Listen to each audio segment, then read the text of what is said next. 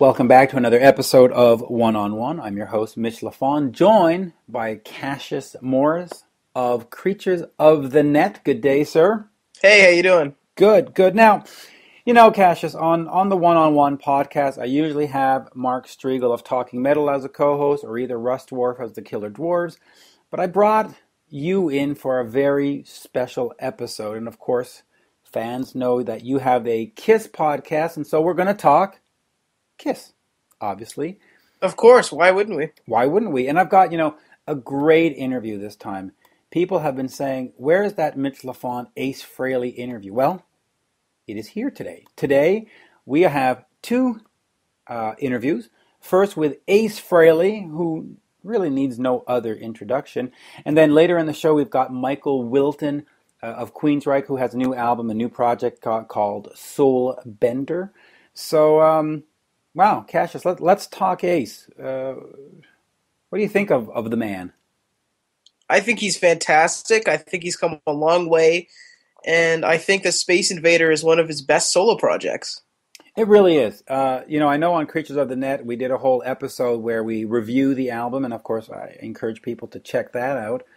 But, you're younger, certainly younger than me. Much younger, yeah. Much younger. In fact, it's like I time traveled to get into the same space as you on this planet. But what attracts you to Ace? I mean, you should be a Bruce Kulick fan or a Tommy Thayer fan or God forbid, like a Papa Roach fan. Why Ace? Well, listen, I think, obviously, first and foremost, it's the KISS connection. He's the original lead guitarist of KISS. Yeah, but why do you care? I mean, you weren't around in the 70s, so why care? What's about him? I think that, of course, the guitar and all that kind of stuff, but I think the main thing is his personality. It makes it so that even with some of the songs, it's like, okay, the lyrics are a little goofy or whatever, his personality really comes through in his music, and it's just a lot of fun. Yeah, it really is. And it was such a great pleasure talking to him and hearing what he had to say. We talk about the Psycho Circus album. We talk about the Second Sighting album, his thoughts on the new band with John Regan and Tod Howarth, 4 by Fate. Of course, we talk Space Invader, producing. There's the obligatory Gene and Paul talk. Of course. What question would you ask Ace if you had a chance to sit down with him?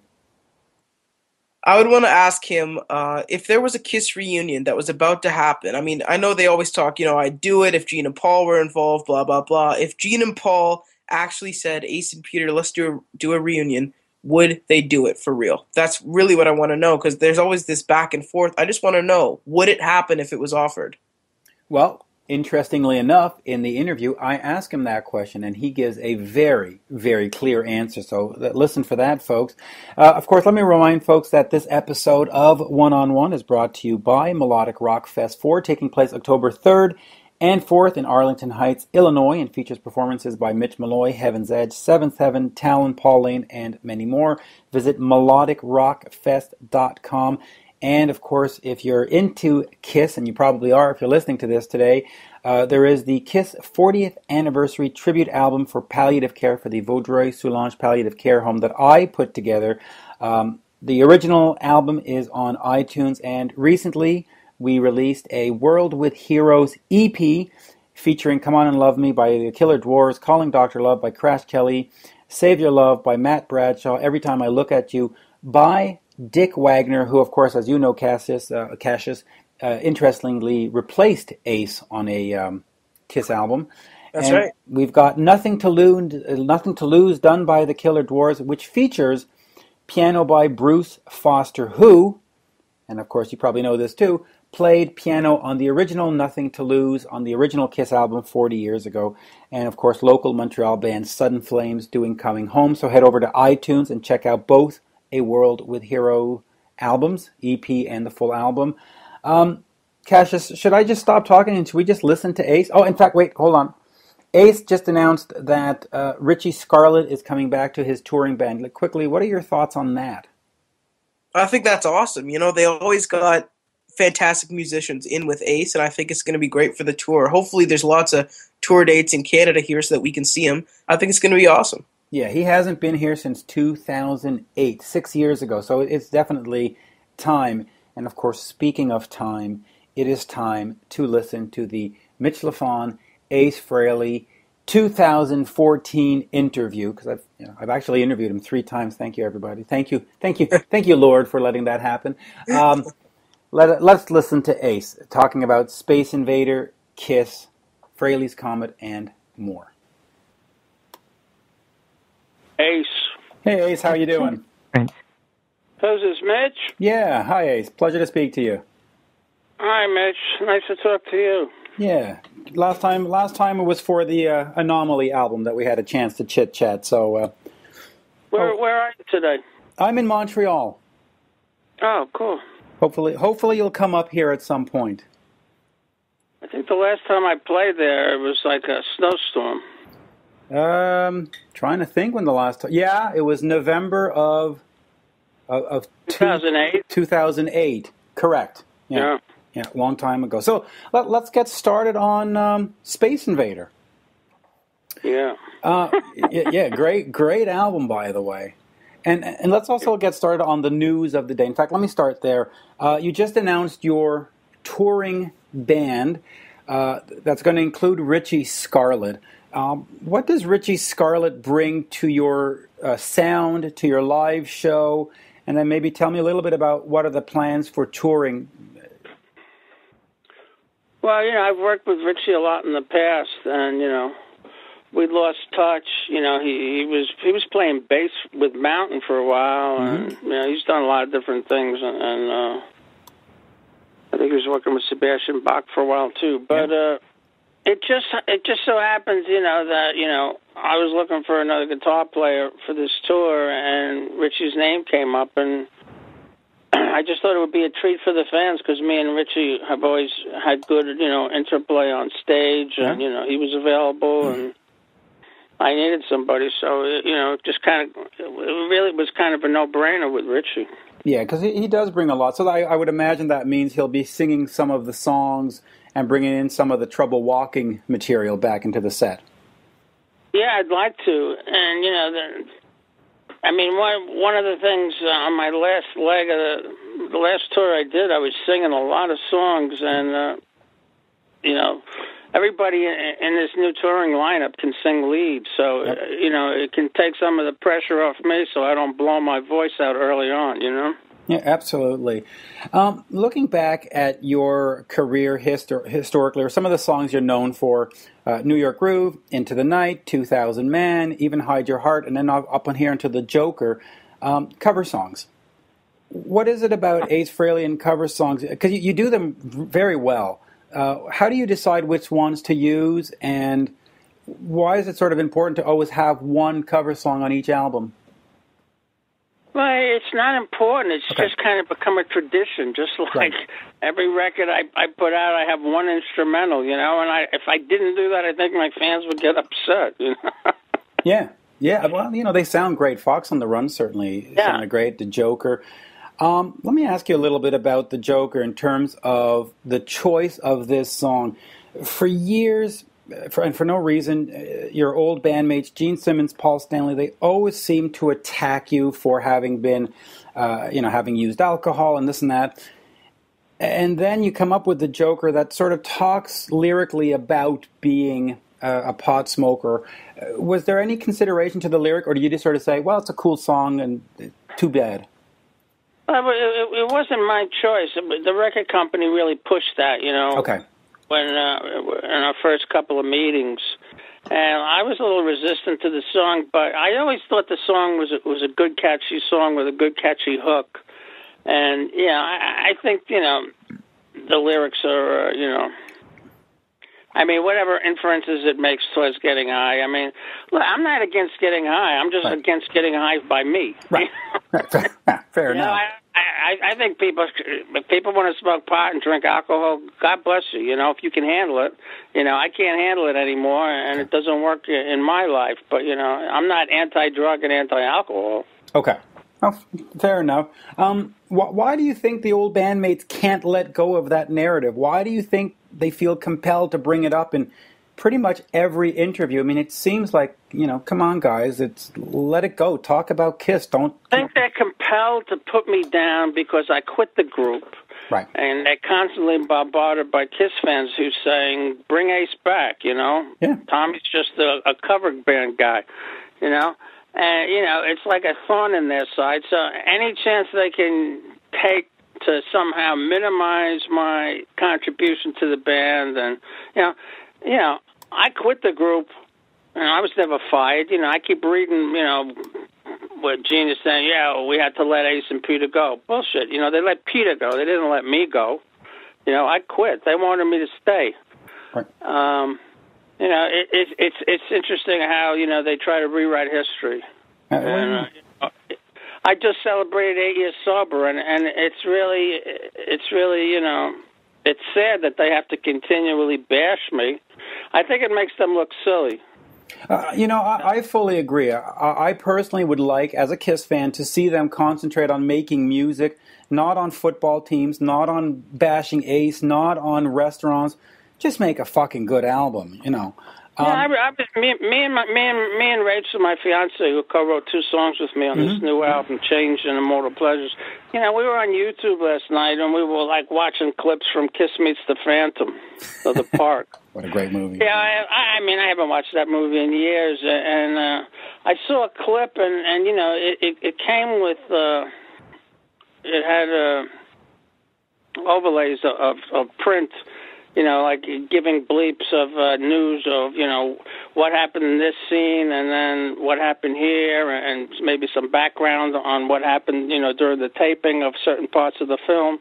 And then it said, and in 2006, the film was re-released by KISS, but a lot of Ace scenes were deleted. You know, that's something that those guys have been doing for years. They try to minimize my contribution by cutting me out. They try and delete me from history and try to make it look like those 2 guys are the geniuses of KISS. And obviously everybody knows that's a falsehood. Yeah, well, you know, I think sort of Paul Stanley kept the band alive, but, you know, whatever. Let's get back to Space Invader. Self-produced. Okay. Let's get back to Space Invader. Listen, I could talk KISS with you for 5 hours, so let's not... You know, Space Invader. You produced it yourself. How was that experience, and why the decision not to bring in a producer? You know, usually a fresh set of ears sometimes. Why produce it yourself? Well, you know, I know what I want. I know how to get it. You know, I know what to go after. You know, nobody knows better what an Ace Frehley fan wants than Ace Frehley. You know, I produced the last record, which I was happy with. Yeah. And, you know, I figured, why bring in a producer at this juncture? You know, I work with people, you know, engineers that, you know, I'm always bouncing ideas off. I bounce ideas off the people playing on the records. And, you know, it's not like, you know, I rule with an iron hand. I get a lot of feedback, and I'll make changes a lot of times when people that I work with say, you know, let's try it this way. That we don't think that's working, you know. And so, I do get a lot of feedback. You know, Warren Hewart, you know, was a huge plus working mixing the record. You know, and we re-recorded a lot of stuff in his studio during the mixing process. So, you know, and I actually gave him production credit on Space Invader because he recorded. I wrote that while he was mixing a different song. I wrote the lyrics in the hotel. Yeah. In another interview, I read that you were already hard at work on a follow-up album, which would be a covers album. How much ahead are you in that project? And is that something that you're looking for 2015, 2016? Or is that still the plan? I'm not sure when the record company wants to release it, but, you know, I mean, I could have that done early next year. But, you know, it's just I already got a jump on it when I was recording this record because I recorded more songs than what went on the record. And, you know, originally this album was going to be 6 originals and 6 covers. Right. And then halfway through the process, when they started hearing how good the songs were, they decided that they wanted all originals except for 1 cover. So, you know, that's how I ended up having a couple of covers already recorded, and I don't want to let out which ones I did at this point. But, you know, Well, so but it all worked out fine. It all worked out great. I'm real happy with the, during the course of the record, I listened to my 7 to 8 album several times. I tried to incorporate some of the feelings and the guitar work, that I had captured. I tried to recapture some of that in this record. It's got a vintage sound. I'm really happy with the way it turned out. Yeah, that was the first thing I said, that it does have that sort of classic Ace bending of the notes that you heard on the 78 album.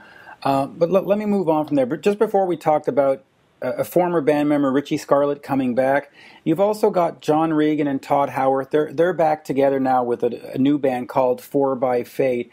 Have you ever thought of doing anything with them in terms of Fraley's Comet, or just one show or anything? And the fans really haven't demanded it. If Martin Popoff has joined the conference. Yeah, sorry. Hello, Ace. Okay. Martin, can you call back in 10 minutes? Okay. Bye. Thank you so much, Martin. Yeah. Sorry about that. And I know Martin. He Martin Popoff. Yeah. Great. Has left the conference. Okay, so Martin has left the building. He's left. It's like Elvis. So let's just go from there. I lost my train of thought. What was I?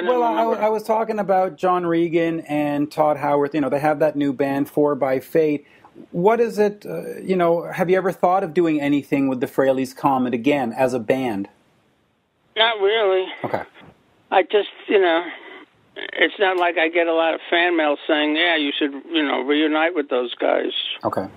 That was that was then, and this is now. Absolutely. They haven't performed on any of my new records, for several years. So, there's not a huge demand for it, I don't think. If a promoter called me up and he said he wanted to give me $100,000 to do a couple of Fraley's Comet reunion shows, yeah, I'd seriously consider it. But, I don't see the market at this juncture. You don't see the market. You're the only guitarist in KISS that managed to tour with all three drummers. Eric Singer, when you did the Japan tour, Eric Carr, Australia, Unmasked and stuff, and of course Peter. That's an interesting tidbit of information I never realized. Yeah, you are. Some will say, well, Bruce played with Peter at the Unplugged show, but okay, that was 3 songs or whatever. How do you rate those 3 guys in terms of what they brought to the KISS sound on drumming? And how was it for you to play with them? Is there one that you preferred, or are they sort of all the same? Or well, they're all different. No one's the same. Everybody's different, Everybody has their own signature and plays the way they play, Peter was good at what he did, Eric was good at what he did, and Eric Singer? Eric Singer's good at what he does, And so there's no one that when you were in the band with that guy, you said, this is really the best we can be. They're all reasonably equal. Well, Peter was there from the start. Right. And Peter set the tone for everything that followed, just like I did. But, it's not. I don't really consider anyone better than the other. They were all a little different, but, everybody had their strengths and weaknesses, and, everybody pulled it off. They really did. So let's move on to there. When does the Space Invader tour start? Because, with Anomaly, I think you did, 24 shows or something like that. Not a whole bunch. Will there be a lot more touring on Space Invader? I think there will be. Right now we're putting together a bunch of shows for November, and that's going to go over into December, and we're talking about Europe and Japan and Australia.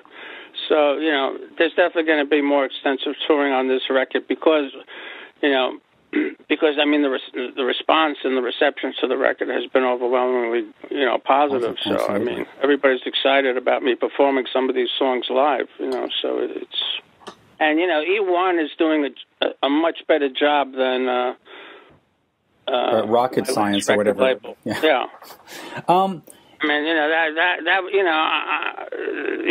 They didn't do half the job that E1's doing. E1's plugged in and focused, and when you have a whole team and machine behind you that's giving you 100%, you want to do more.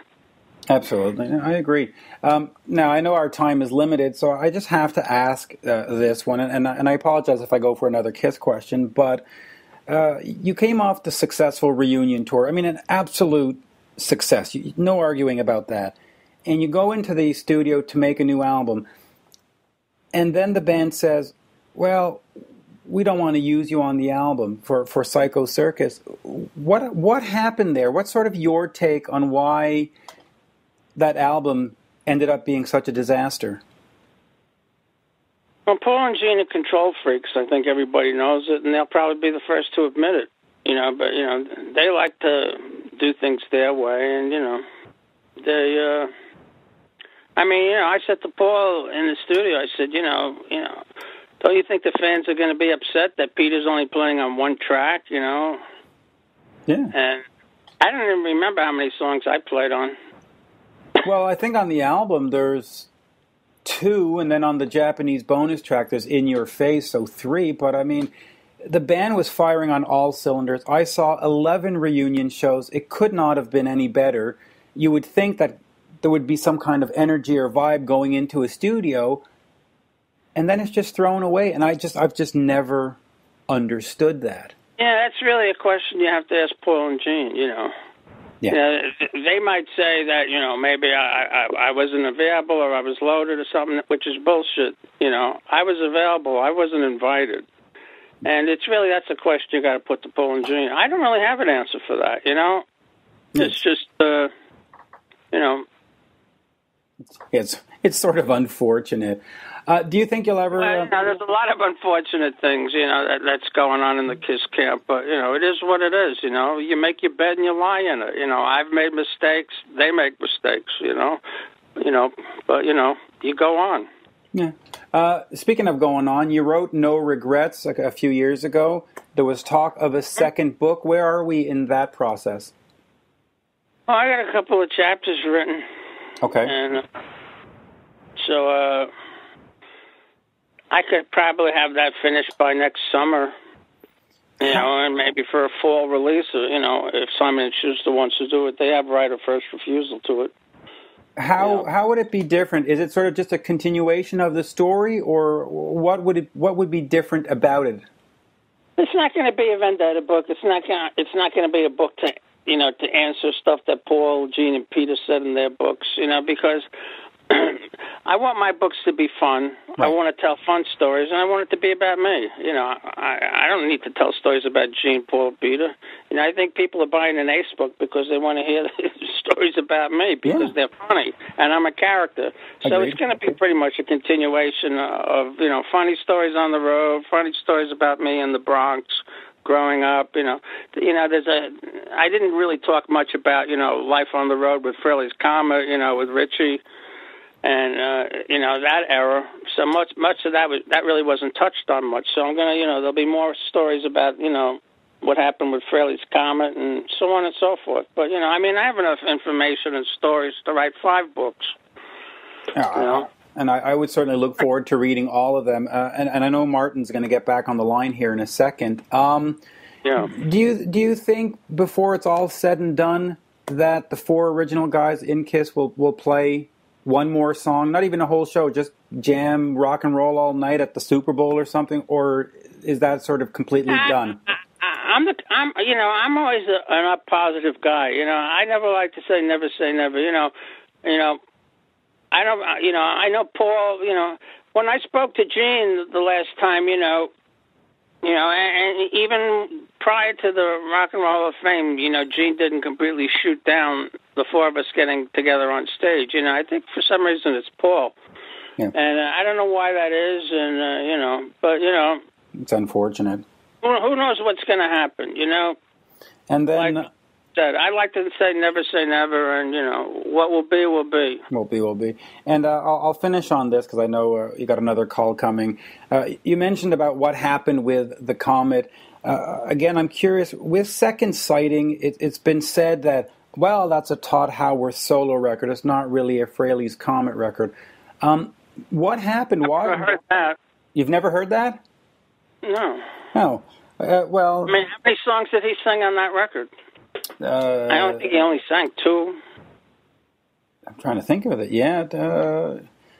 How can it be a Tod Howarth solo? Yeah. Well, so I guess it's not a fair way to put that record.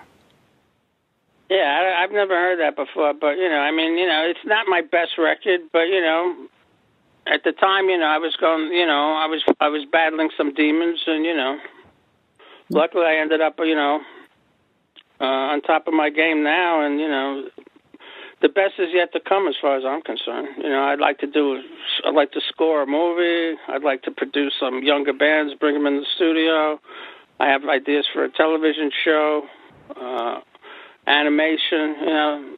Sky's the limit with me. It really is, and it's what's amazing to see is that you've been. Again, you were out of KISS for so many years, and that your fan base is so exceptionally loyal, which is very rare. I mean, fans can be very fickle. You don't put out an album or you don't do this, they disappear. And yet, Ace Frehley fans are exceptionally loyal. Why do you think that is? Why do you think they stick? I have some of the greatest fans in the world, and I thank God for Martin that. Papa has joined the conference. There we go. Great. So there we go. With Martin joining us again, I'll say thank you, Ace. Much of a pleasure always talking to you. Martin, good day, Thanks sir. so much, Mitch. You have a great day. You too. Bye now. Buddy. See you, Mitch. See you, Martin. Bye. Cheers. Okay. Well, there you have it, folks. My interview with legendary KISS guitarist Ace Frehley. Cassius, what did you think of that? I thought that was great. I mean, lots of awesome answers. Ace is the man.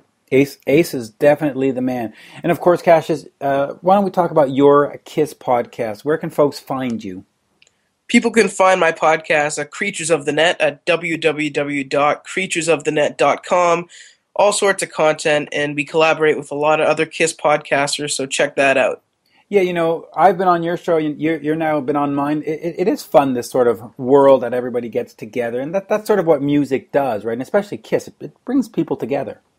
Definitely. KISS fans are some of the coolest people I've ever met, and it's a pleasure to be able to podcast with them. Yeah, absolutely. Absolutely. And of course, speaking of podcasts, this episode of One-on-One with Mitch Lafon, brought to you by Melodic Rock Fest 4, taking place October 3rd and 4th in Arlington Heights, Illinois. For more information, head over to melodicrockfest.com.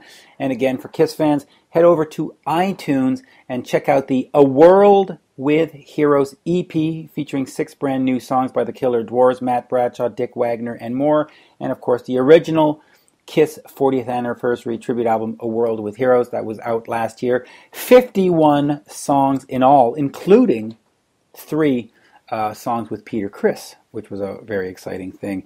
Let's move on to our second interview. Michael Wilton of Queensryche. Are you a Queensryche fan, or do they fall at all in your sort of musical wheelhouse? They're one of the bands I haven't got the chance to check out yet, because I've so many different bands on the go right now, but I definitely love to hear some of their stuff. So, I mean, as a younger kid, I guess those other bands are like Justin Bieber, Ariana Grande. Well, One Direction's actually my favorite, but no. No, of course. Well, of course, with KISS, you've got so much to catch up on. But Queensryche is a great band. I'll admit it, I'm a great Jeff Tate fan. I've done something like 25 interviews with him. He's always been exceptionally kind for me. But I love both versions of the band now with Tod and stuff. And, Michael sat down with me to talk about his Soul Bender project. They are re-releasing the 2004 album, remastered, a few extra tracks and all that wonderful stuff. And, of course, he talks about Queensryche and what's going on with them and moving forward, new album or not new album, live stuff, not live stuff, and so on. So why don't we just sit back and listen to Michael Wilton. So we are talking with Michael Wilton of Queensryche and also Soul Bender. Good day, sir. How are you?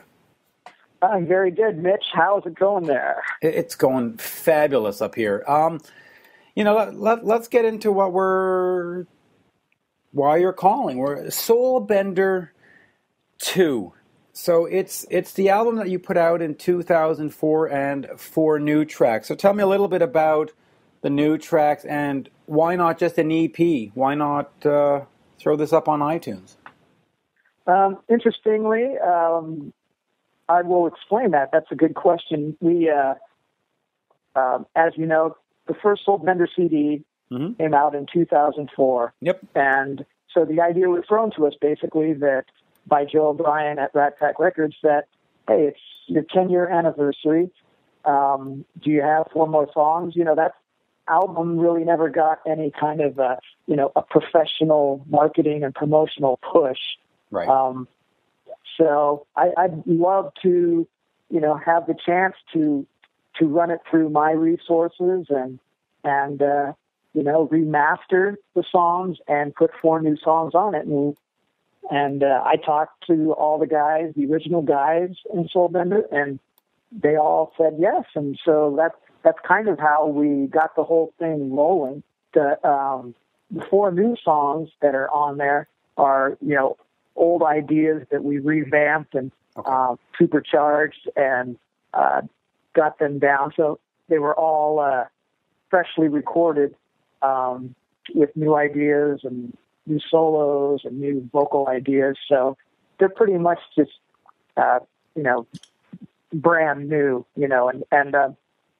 so we managed to get that done, in between all the crazy touring I'm doing with Queensryche.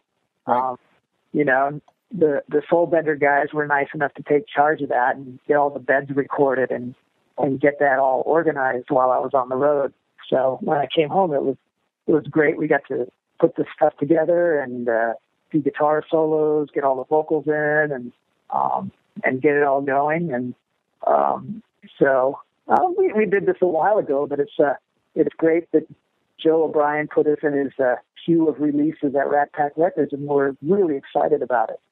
So what does this mean for the band or for yourself? Does it mean that at some point you want to tour these songs, or is this sort of more, for collectors, a nice collector's item? It's kind of an open-ended situation. Okay. Obviously, I tour for a living. I embrace the lifestyle. The other guys in Soul Bender are pretty much individuals that have their daily things they have to do, and they have their own lives. So, I don't know. I mean, it's something if we were to try and plan and fit in a mini tour or something in between Queensryche, if the timing was right and the circumstances were right, and I'm sure there would always be a possibility, but highly unlikely. And if not, it's a great avenue. I love working with these guys. These guys are top-rate musicians, and it's really fun. It's total, hard rock from the Northwest, Seattle and Vancouver, Canada. Yeah. And it's fun to do. So if we don't tour, it's great to just have fun with these guys and make music as a side project. What was the original concept for Soul Bender? Because if you look back historically, 2004, there was obviously some nonsense going within the Queensryche stuff. The other singer was doing solo projects, and Scott Rockenfeld with Damon Johnson was doing stuff. Everybody was sort of doing these things. Was this sort of a let's get away from Queensryche and hope it takes off, or was this just like, hey, I've got a few months here, let's put something cool together?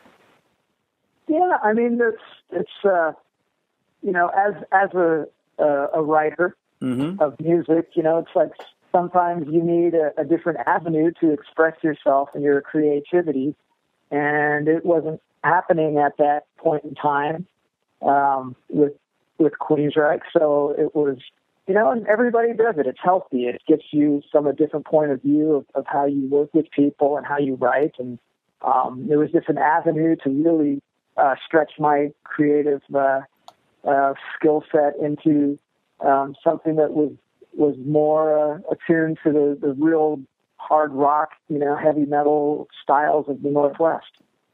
So you said some of the songs were older ideas. Were they Soul Bender ideas from 2004, or were they like Queensryche ideas from like 1990 or something? Just try to situate me in that. These were definitely old Soul Bender ideas. Soul Bender, plays in a whole different tune and a whole different style. A little darker, so, yeah. I would say. Yeah, a little darker and different tunings. So these are all little bits that were thrown at the first CD that didn't make it on it. So okay, that's what these are from. Okay, so if we can, let's explore a little bit about Queensryche. You had that, we'll call it a divorce, for the lack of a better word. And then in 2013, June, a little over a year ago, you put out the Queensryche album, self-titled, sort of a rebirth. Things with Tod have taken off in terms of touring. Where do we go from here? Do we just keep touring, or are we thinking of second album now? Well, Queensryche right now is writing another CD, another album. Okay. So, we've had some time in between this sporadic touring that we're doing right now. Mm-hmm. The Return to History tour has been going on for almost 2 years, and it's great that we have offers and people that want to see us. And yep. But now it's time to really get the creative juices flowing and get the songs written, which we're doing really good right now. We've got about 15 tunes that we're concentrating on, and probably about 5 more that we're going to try and get in there. And just, the situation with this album is, there's no underlying tension. It's like we've done it before. We've all worked together before. The chemistry is great. And we just want to take it to the next level. So the plan is to have an album out, sometime in 2015, hopefully, early spring, and do a whole world tour again in 2015. You mentioned that the tour was sort of a return to the history, return to the roots. You were bringing back songs from The Warning, from Rage to Order, the EP, and all that wonderful stuff. And it was great to hear from a fan's perspective. I mean, I quite enjoyed hearing that stuff. Musically, though, as you go forward, do you try to create something new, or do you go back to those old albums and say, okay, what were we doing then? Can we recreate it? Musically, where are these 15 songs that you have? Where are they going? What do they sound like? They're all in different stages of development right now. Okay. But, you've got 3 of the main guys that make up Queensryche. So you got the DNA there in the music, and it's going to sound like Queensryche regardless. But, different. I think it's more about a period of time that had an energy, that had a different kind of energy than, the latter stuff. Right, and it's capturing that. We were known as a touring band, a touring guitar band. And it was. I think everybody loves that idea, and especially these days when you have to tour to make a living in this industry. So, it's when your mindset is kind of in your roots and where you've been. It's like you treat it with respect, and you don't do a carbon copy or anything. But right. We're not doing Rage for Order 2. No. The influence is there, and it's great to revisit, the feeling that you had during that time, and the special moments and everything, and just kind of try and channel that into what you're writing, at this time and then this album. And we'll sort of see where it goes from there. Now, in the beginning, you were part of this, heavy metal stuff that was coming out of the Northwest and even Los Angeles scene. And towards the end with the former singer, it became, the sound became very different. I don't want to qualify. Is the new Queensryche coming out next year going to be more metal, or is it going to be sort of anything that floats your boat, kind of? Well, I can't really pin it down because, my view of metal is going to be different than everybody else's. But true enough. I think it's always going to be a harder edge, a hard rock feeling. Okay.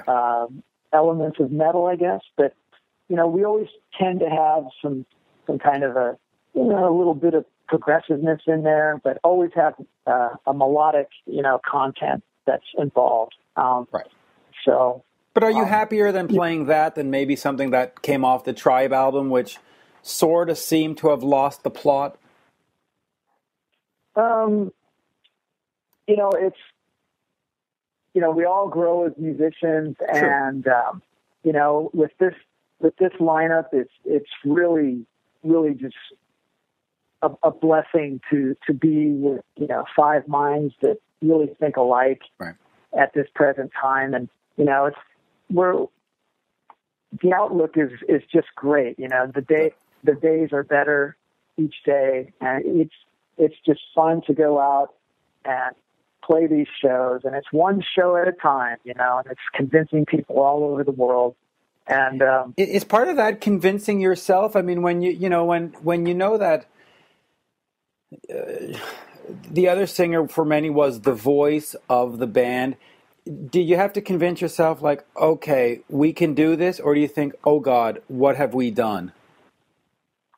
Well, no, it's we have something very special with Tod, and he brings a real exciting element to Queensryche, and and that's kind of what it's like I said, it's one show at a time. Not everybody's in tune to what you're doing every day, so a lot of people, they don't know what's going on in the music world, but they remember the name Queensryche, so they go to the show, and they it's like they don't remember it like this, so it's that's what I mean. So you got to convince everybody every time, and it's. But did you have any? It's just amazing to see. It's just amazing to see the jaws drop. It's just amazing. People just go, wow. Holy shit! Yeah, I had my doubts, but wow. Well, that's what I was asking about. Did you have any fear, like, oh my, after all these years, it might be over now? Did you think, okay, well, if it floats, great, but what did we do? Well, yeah, I mean, it's.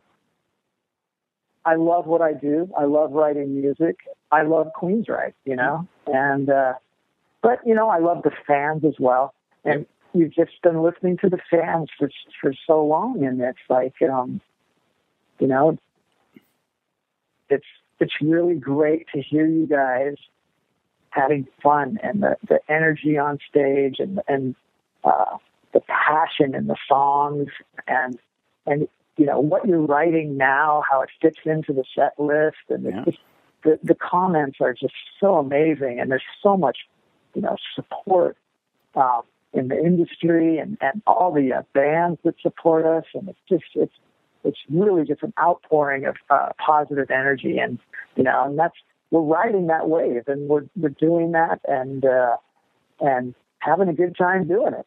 Yeah, I think it's a positive time for the band, and it's great that there's actually 2 products out there. I think it's just more for the fans. When the band got together and hit the road at the beginning, you had gotten together with a website that was going to offer a live download, live songs, live video, the whole thing. It didn't work out that way. They didn't deliver on the product.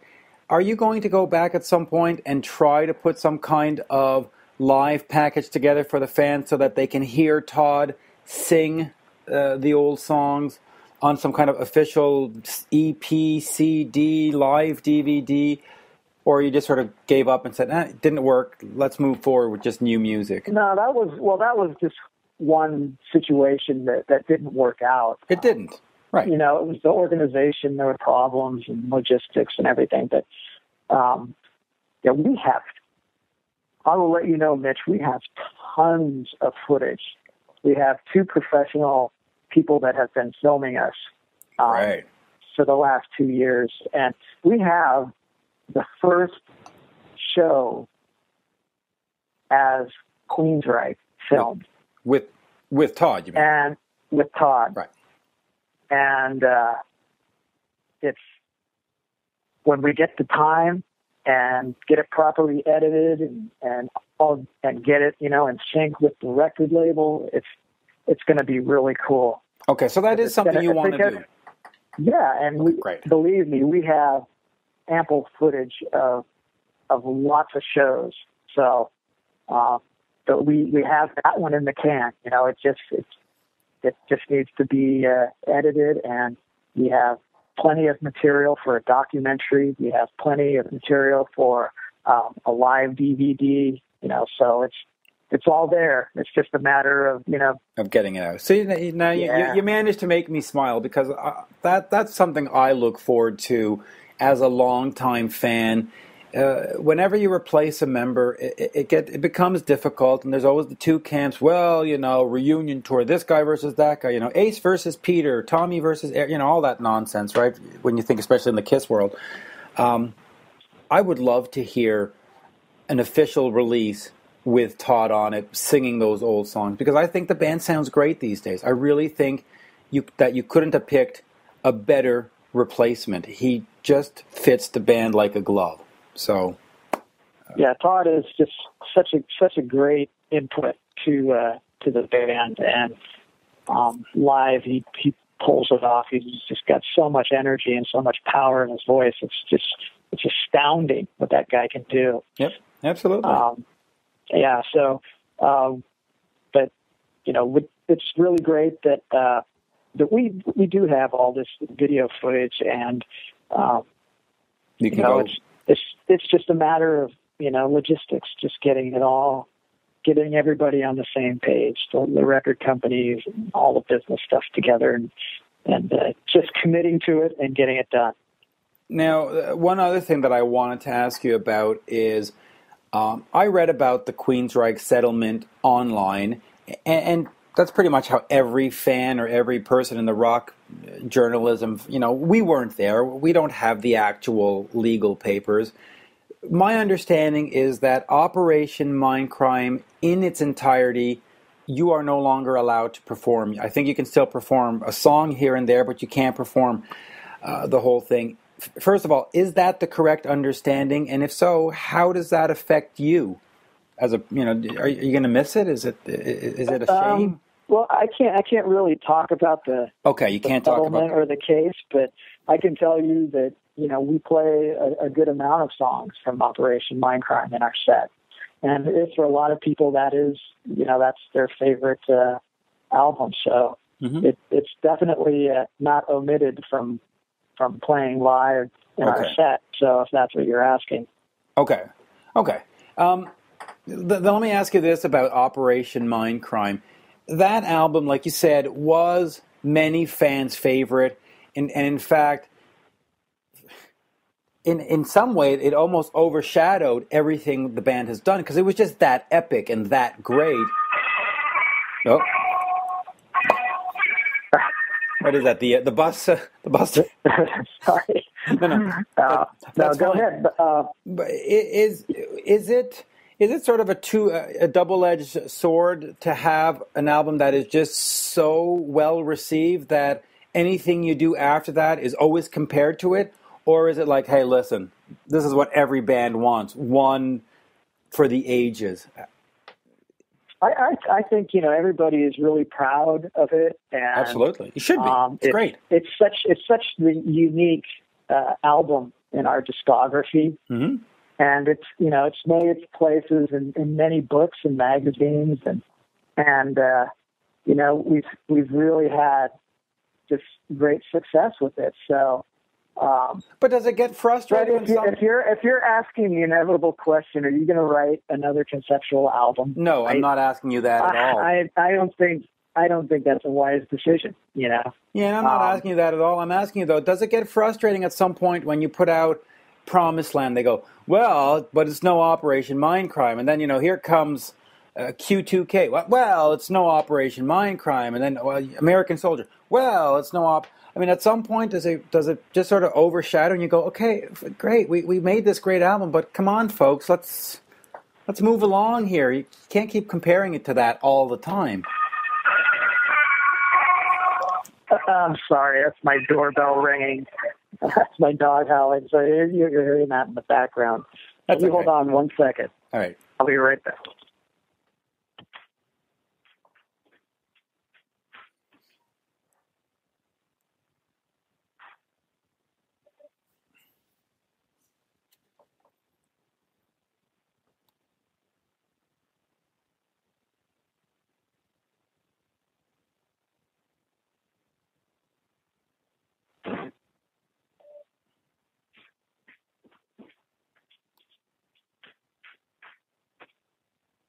Sorry about that. Yeah, not a problem.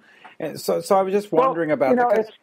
It's no, because we're proud of what it was. Okay. And it's not like we're the type of band that has to carbon copy an album to be successful and to keep touring. So, it's every project album that we do, it's taking it to the next level. Okay. You're, as a musician, you're honing in on your playing abilities, and you're constantly challenging yourself. You're challenging your skill set level, and that's kind of what defines the where you're at, in recording, touring, everything.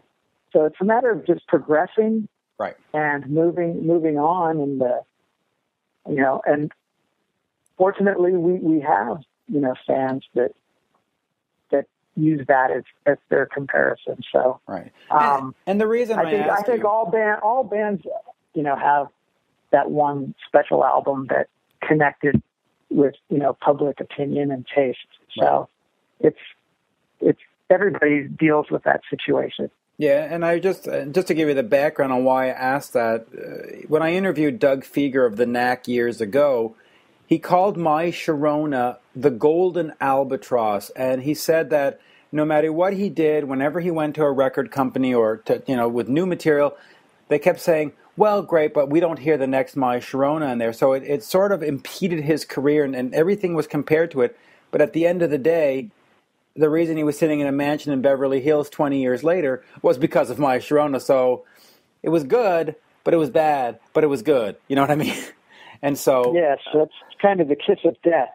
Right, and every time I read a review of a new Queensryche album for the last 20 years, ultimately some reviewer somewhere will write, yes, but it's not Operation Mindcrime. And it's like, oh, for Christ's sakes, leave well enough alone.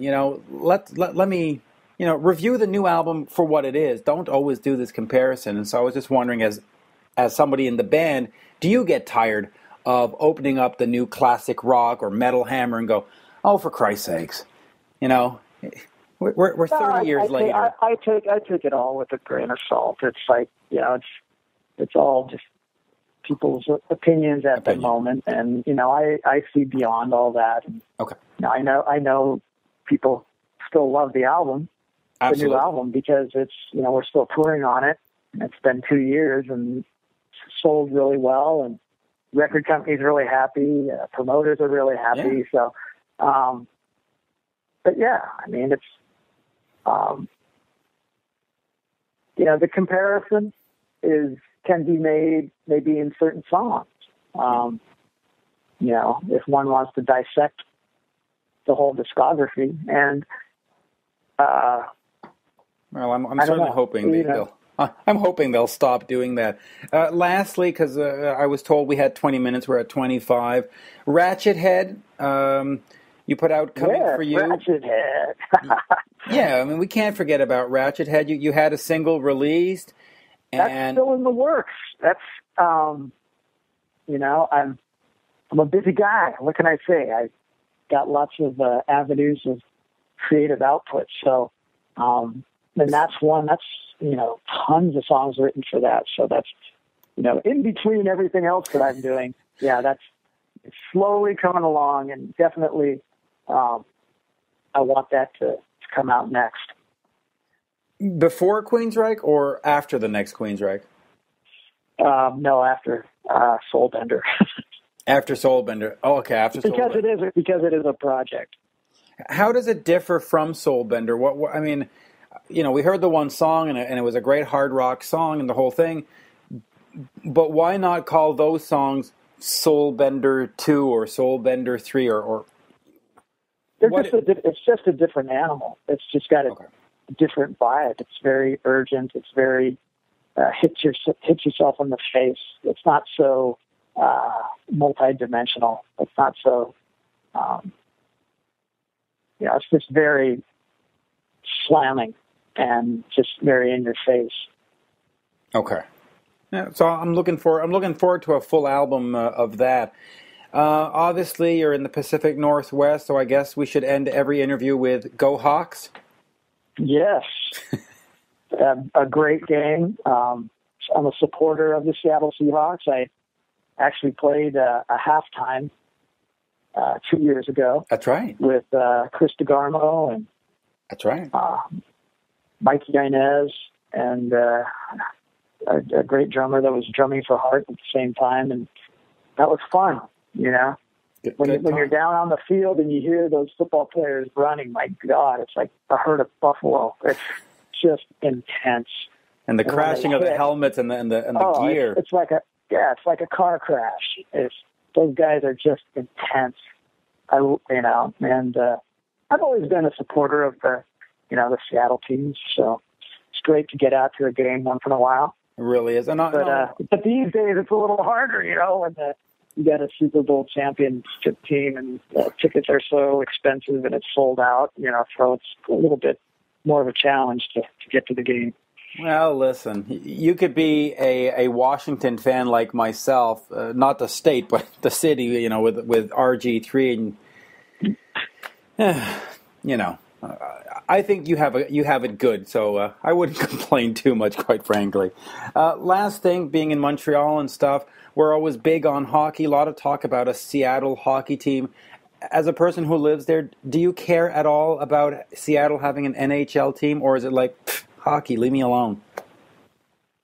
It's a matter of what the public perception is and where it's going. Would you like to see an NHL team? Soccer is huge in Seattle, and hockey is it's making its way. You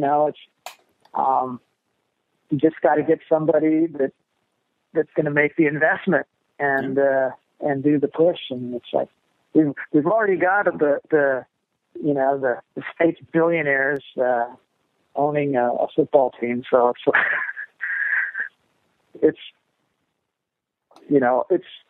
it's talked about, but who knows? Maybe someday. I think it would be great. I think there's such a great a community and people that just love sports here. So I think it would be something that would be really great. Yeah, I agree. I think if there's any place that needs that professional team, it's Seattle. I mean, what you've done with the Mariners over the last decade, the Seahawks rising as you have, I think you're just missing that kind of team, So there you go. Michael, always a pleasure. I mean, we've done, I think, about 5 or 6 interviews over the last 20 years, and it's just always a pleasure speaking with you. And, all the best with Soulbender and Ratchet Head, and, of course, continued success with Queensryche. Thank you very much, Mitch. And, let's talk later in 2015 again, okay? Yeah, absolutely. Thank you. All right. And bye now. Talk to you later. Yep, bye-bye. And that was my interview with Queensryche guitarist Michael Wilton, talking about his new project, or not, in fact, it's not new, but talking about his project, Soulbender. And that on the heels of this epic episode featuring Ace Frehley and, of course, talking about Space Invader. Cassius, what else can we go from here? I mean, that's it. You got 2 guitarists. You got the legendary Ace Frehley. I think we're done. That's it. You got 2 great interviews, 2 great new albums. And, it's an honor to have been a co-host on here. Yeah, we definitely need to do this a lot more. And for sure. I've got some ideas. I'll pitch them to you off air in a second. But again, folks, episode of One on One brought to you by Melodic Rock Fest 4. It takes place in October. Head over to melodicrockfest.com to check that out. And, of course, head over to iTunes and pick up A World with Heroes, the album, and, of course, the EP. And you can, of course, listen to One on One with Mitch Lafon on iHeartRadio, iTunes, Spreaker, Stitcher, TuneIn, and I put up the audio on YouTube. Creatures of the Net, by the way, is on iTunes. Where else can folks find it?